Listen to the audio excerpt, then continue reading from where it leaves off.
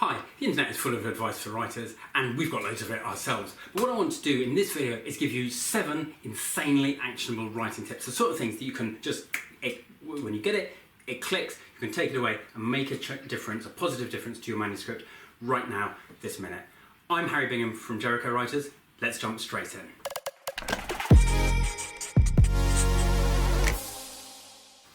An insanely actionable tip number 1. Treasure your mysteries. If you've got a little mystery, I mean, you could even have, like, maybe page 1 of your novel, there's a kind of laser fight between, you know, your protagonist and some other set of forces.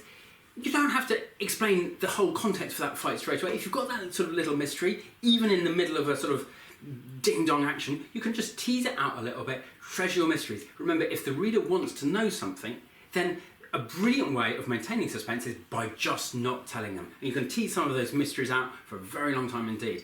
Very simple little case in point. I've written now about 1 million words in my Fiona Griffiths crime series. I still haven't told the reader what colour her eyes are. One day that'll become relevant and I'll tell them. But, you know, the long, slow reveal, especially about things more important than that, is a brilliant way of engaging the reader and making them commit, because if they want to know the answer to a question, then just not telling them is a brilliant way to make them turn the page. Okay, insanely actionable tip number 2. You're a novelist, feel free to use your time machine.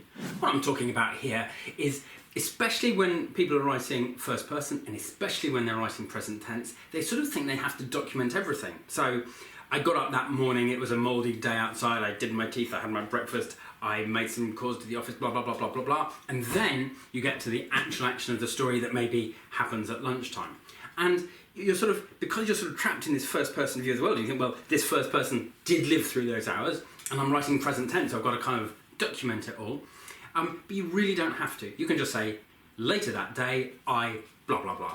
And that's true whether you're writing first person or third person, it's true whether you're writing present or past. But if you find chunks of text in your book that aren't really to do with the story and they're just sort of filling in gaps of time, then delete all of that stuff and replace it with the word later, and you've instantly empowered your story because you've got all of the story juice that you had before and you've got less text, which means that that whole vehicle, story vehicle, is going to proceed faster than it did before.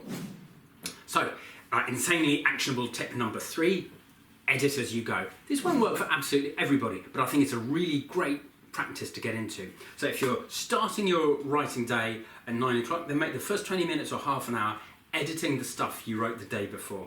Okay, and there are so many things that are great about this. It reminds you exactly where your characters are in the story. It reminds you exactly what is happening with your settings and your characters and their mindsets and who knows what and all that kind of thing. It's just a great reminder to you of your own position in the story. But you're also kind of exercising that writing muscle, and you're doing that kind of in a sort of warm-up type way because you've already got the material in front of you.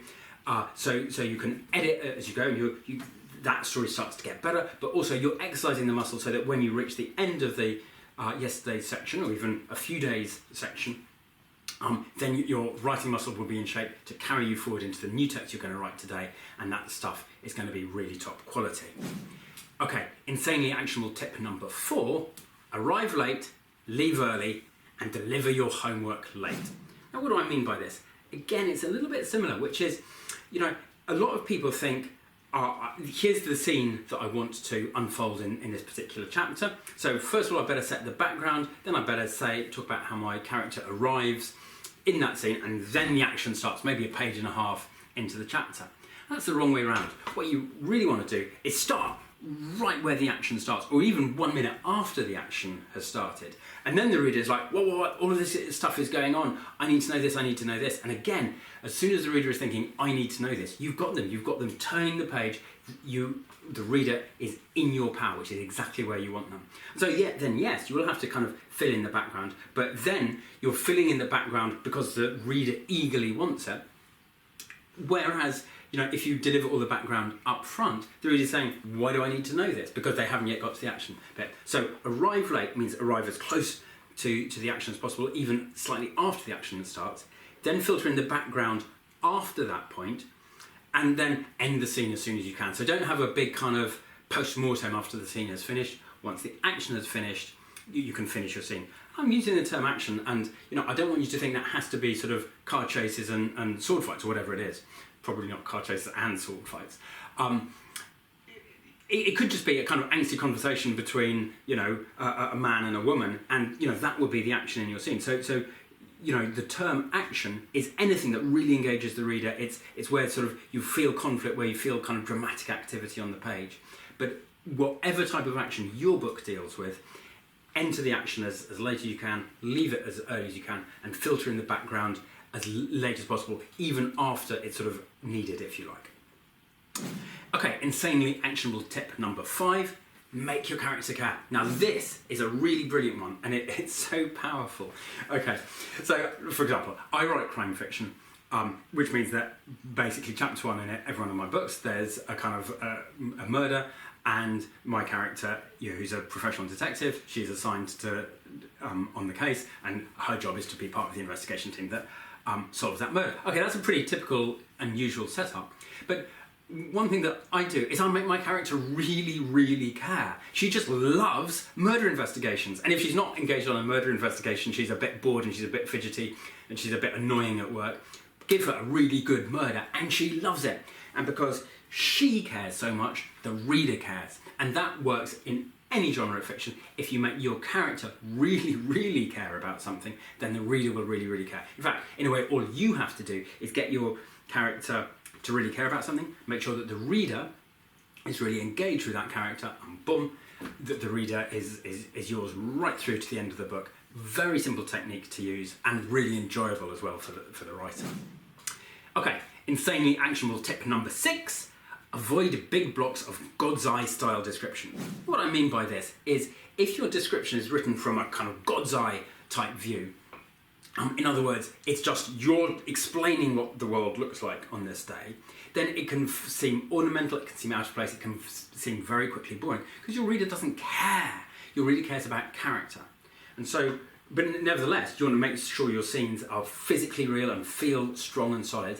And what that means is you've got to take your description and filter those through the eyes of the character. So it's not what the world actually looks like that you should be caring about, it's how the world impacts your character at this particular situation in the story. So for example, if your character is newly in love and they step outside on a grey, rainy, horrible November day, maybe they've got a spring in their step, and what they're noticing is the beautiful colours of the last leaves on the trees and the freshness of the air. And it's like, the God's eye view is just say, this is a horrible November day. The character's viewpoint says, I'm in love and the whole world is wonderful. So if you filter your descriptive stuff through the character, it'll always work. If you don't filter it through the character, it'll pretty much never work. Okay, insanely actionable tip number 7, great characterization is much more about specifics than universals. Now what do I mean by this? Okay, what I mean is that if you say, yeah, my character is brave under these circumstances, but she has a fear of this, and she really wants that, and these are the sort of things she likes, and here are the sorts of things she doesn't like, it feels very bland, very generic, like there are a million other people who could fit that description. But then you say, she fell off a horse when she was 7, and she's got a little scar under her chin. Or she always has fights with her mother around washing up, and the way they always handle that is taking the dogs for long muddy walks. And as soon as you get really specific about the character, you start to feel the character flourish and the character to grow. And characters always live in those, but a little bit in the universals, but they only really start to take life when you get right down to the specifics.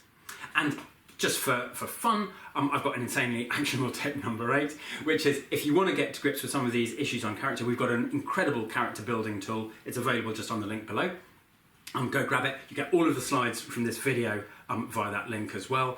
And I think that the characterization, the builder tool will really help you develop your characters to a whole new level. It just forces that level of very specific knowledge about every aspect of the character. And obviously, if you want the slides, go and get the slides. All of those via the link below. It's been an absolute pleasure. I'm Harry Bingham for Jericho Writers. Thank you very much for watching.